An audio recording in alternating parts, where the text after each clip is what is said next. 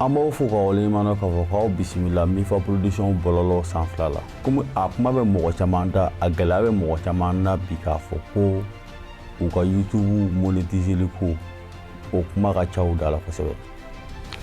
Ne bɛna bɔ k'a ɲɛfɔ mɔgɔw ɲɛna bi i b'i ka YouTube monétiser cogo di. Mais yan'o cɛ a b'aw abonné an ka page la n'o ye Mifa production ye YouTube ni Facebook sanfɛla la. O mana bɔ yen nɔ komi a gɛlɛya bɛ mɔgɔ caman da la, mɔgɔ caman sera an ma barodaw la ni fɛnw i b'a bɛ mɔgɔw da k'a fɔ YouTube bɛ n bolo n dɛsɛlen bɛ k'a monétiser. A monétiseli a ka nɔgɔn kojugu. Sabula ne yɛrɛ tɛmɛna sira caman fɛ a ko la, ne yɛrɛ ɲɛ caman ka ko la.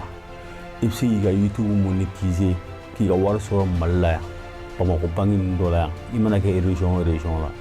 I bɛ se k'i ka page monétiser k'i ka wari sɔrɔ i ka compte la Bamakɔ yan nɔ. A tɛ wuli ka taa Faransi, a tɛ wuli